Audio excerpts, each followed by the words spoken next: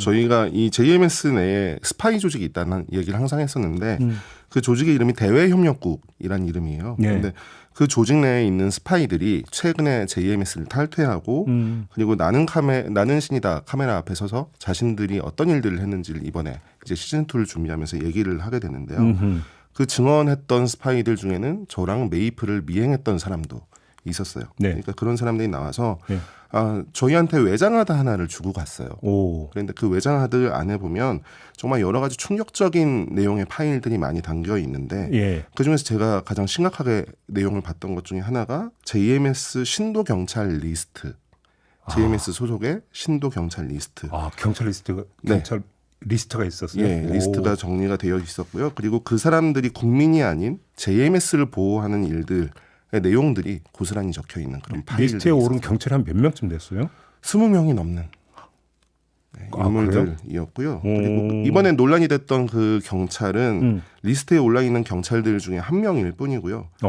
그리고 저희가 이제 이번에 나는 신이다 팀이 취재와 동시에 징계 청구를 해서 경찰이 인지를 하게 된 상황입니다. 일단 그러면 뭐 구체적으로 제가 어디까지 여쭤봐야 될지 잘 모르겠는데 이번에 문제가 된 이 경찰은 계급이 어느 정도 되는 사람입니까?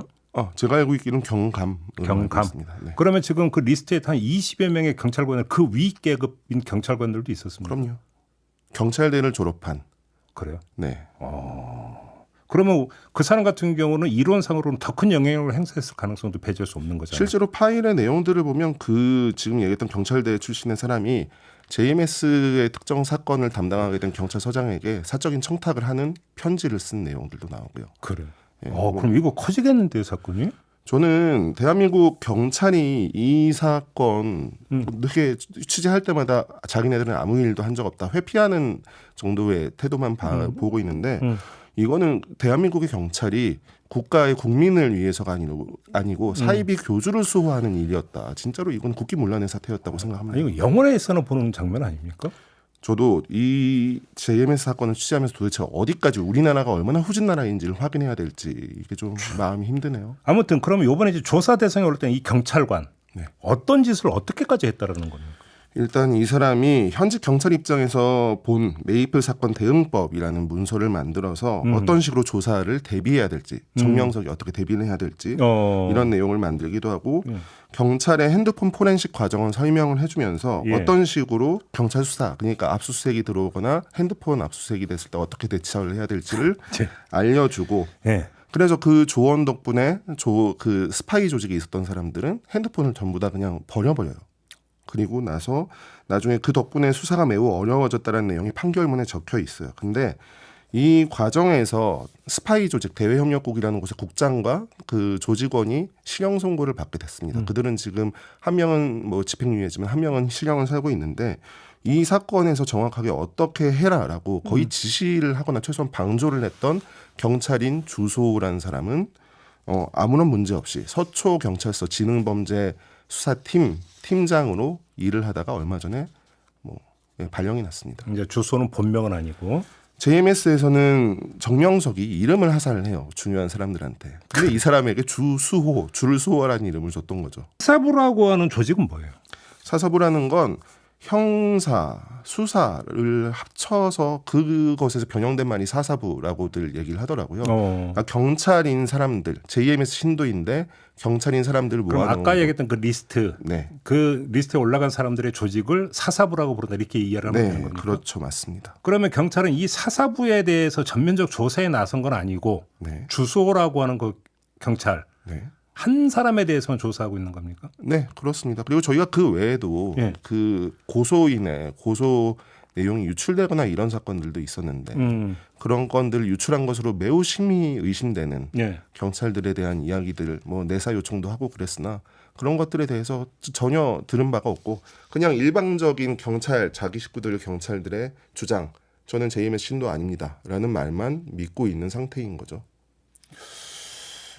좀 이해가 안 되는데요. 아니 그 사사부 그 리스트는 지금 경찰이 확보를 한 겁니까 안 한 겁니까? 사사부 리스트는 저희만 가지고 있습니다. 혹시 그 좀 달라는 이런 요청도 없었습니까? 없었습니다. 아니 수사 의지가 없는 거네요. JMS 정명석 총재는 여신도 3명을 상습 성폭행한 혐의로 지난해 말 1심에서 징역 23년을 선고받았습니다. 형 인정하십니까? 성폭행 인정하세요? 정 씨의 오른팔 격인 JMS 대외협력국장과 차장도 징역형을 선고받았습니다. 성범죄 증거물을 인멸한 혐의입니다. 이들은 지난 2022년 메이플 씨가 정 씨로부터 성폭행을 당했다는 기자회견을 열자 본격적으로 움직였습니다. 전문가의 도움도 받았습니다. 이들의 판결문입니다. JMS 신도이자 현직 경찰인 주수호 씨도 화상회의에 참석했다. 주 씨가 카카오톡과 텔레그램 보안 수준 차이와 휴대전화 포렌식 대처법 등을 단계적으로 안내했다는 관계자 진술이 담겨 있습니다. 주수호라는 현직 경찰관이 증거인멸을 도왔다는 겁니다. 구체적으로 핸드폰을 어떻게 해야 되는지 경찰의 입장에서 이야기를 했습니다. MBC 나는 신이다 다큐멘터리 제작진이 입수한 JMS 내부 문건엔 이 같은 정황이 보다 상세히 기록돼 있습니다. JMS 내에서 부르는 이름이 암호명 같은 이름이 있어요. 주수호예요. 주를 수호한다라는 의미겠죠. 그 이름은 정명석이 주는 이름이에요. 주수호라는 가명으로 활동한 경찰관은 JMS 신도 경찰들의 모임인 사사부 명단에 이름을 올렸습니다. 형사, 수사에 사자를 따온 걸로 보이는 명칭인 사사부는 JMS 관련 수사 현안이 있을 때 안보 모임을 소집했는데 지난 2017년과 2018년 회의록에 따르면 주 씨가 경찰이 조치할 것을 체크하고 JMS 본부가 있는 금산군 월명동 팀과 의논했다고 돼 있습니다. MBC 취재 결과 주 씨는 현재 서울 서초경찰서에서 근무하고 있는 것으로 확인됐습니다. 주 씨에게 증거인멸에 가담했는지 묻자 인터넷에서 흔히 찾아볼 수 있는 정보를 알려준 것뿐이라고 반박했습니다.